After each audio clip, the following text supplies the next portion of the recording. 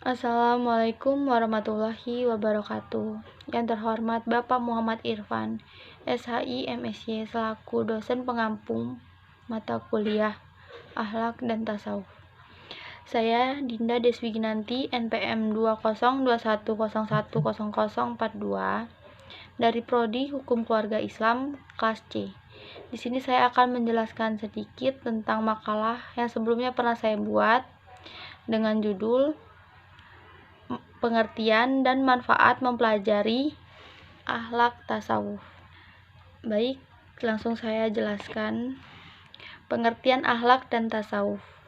Pengertian akhlak dalam KBBI, kata akhlak dapat diartikan sebagai budi pekerti atau kelakuan. Kata akhlak meskipun diambil dari bahasa Arab yang bisa diartikan tabiat, perangai, kebiasaan, bahkan agama. Sedangkan menurut istilah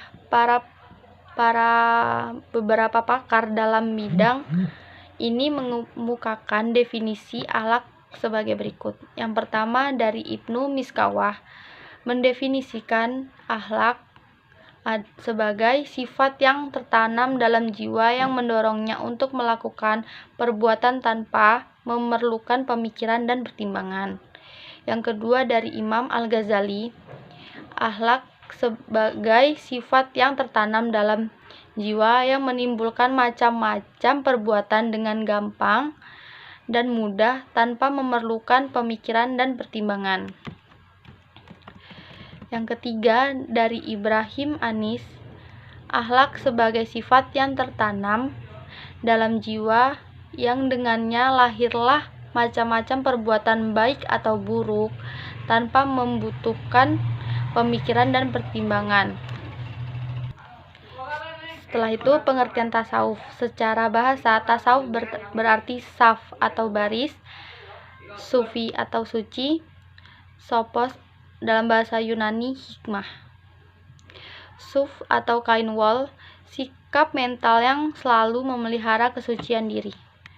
Beribadah, hidup sederhana, rela berkorban untuk kebaikan dan bersikap bijaksana.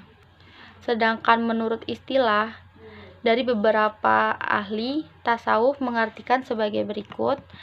Yang pertama dari Zakaria Al-Ansori, tasawuf ialah suatu ilmu yang menjelaskan hal ihwal pembersih jiwa dan penyantun akhlak baik lahir dan batin, guna menjauhi bid'ah dan tidak meringankan ibadah. Yang kedua dari Abul Qasim Al-Khosyairi, tasawuf adalah menerapkan ajaran Al-Quran dan As-Sunnah Nabi secara tepat, berusaha menahan hawa nafsu, menjauhi bid'ah dan tidak meringankan ibadah. Yang ketiga dari Harun Nasution, tasawuf itu merupakan suatu ilmu pengetahuan dan sebagai ilmu pengetahuan tasawuf atau sufisme mempelajari cara dan jalan bagaimana seorang muslim bisa sedekat mungkin dengan Sang Pencipta. Setelah itu hubungan akhlak dan tasawuf. Hubungan antara akhlak dan tasawuf dapat kita ketahui dari uraian yang disampaikan Harun Nasution. Menurutnya, ketika mempelajari tasawuf ternyata Al-Quran pula dan hadis mementingkan akhlak. Secara sederhana, hubungan keduanya dalam rangka mendekatkan diri kepada Allah mencakup dua aspek sebagai berikut.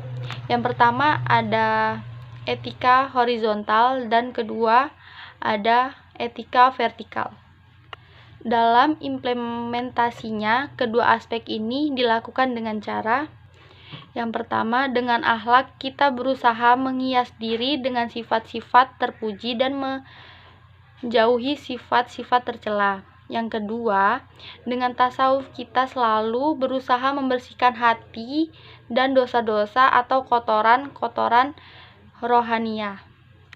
Selanjutnya, ruang lingkup akhlak dan tasawuf.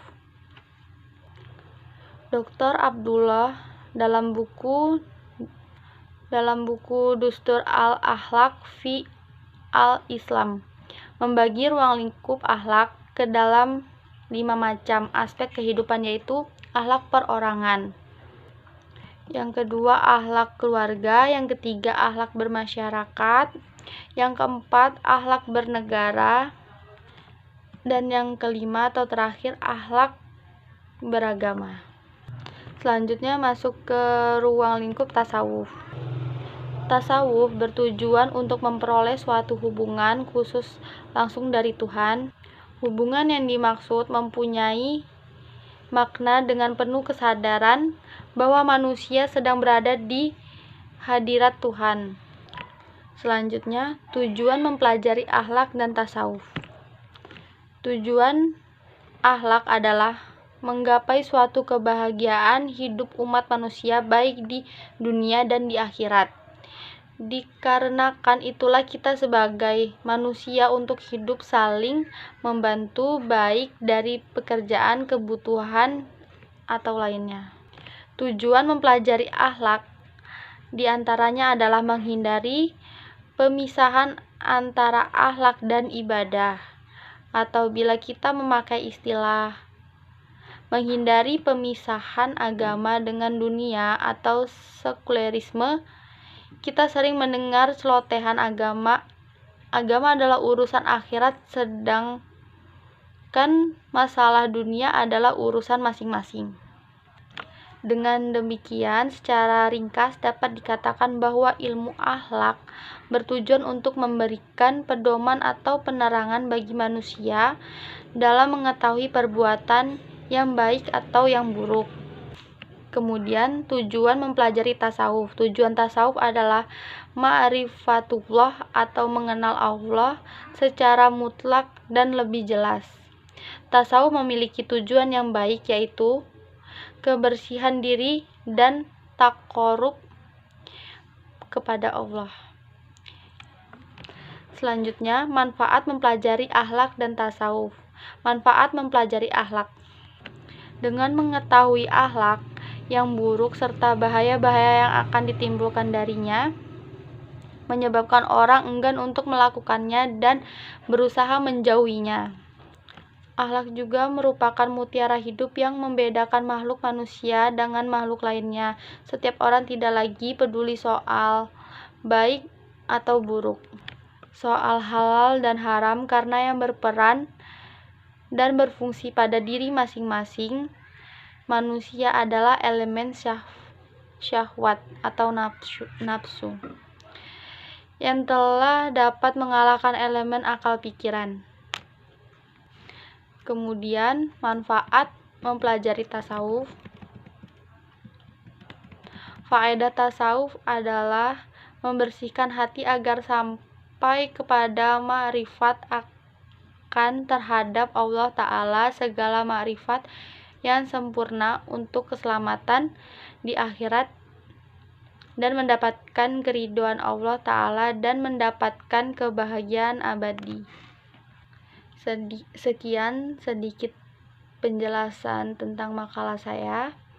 Kurang lebihnya saya mohon maaf, kepada Tuhan saya mohon ampun. Saya akhiri, wabillahi taufik wal hidayah. Wassalamualaikum warahmatullahi wabarakatuh.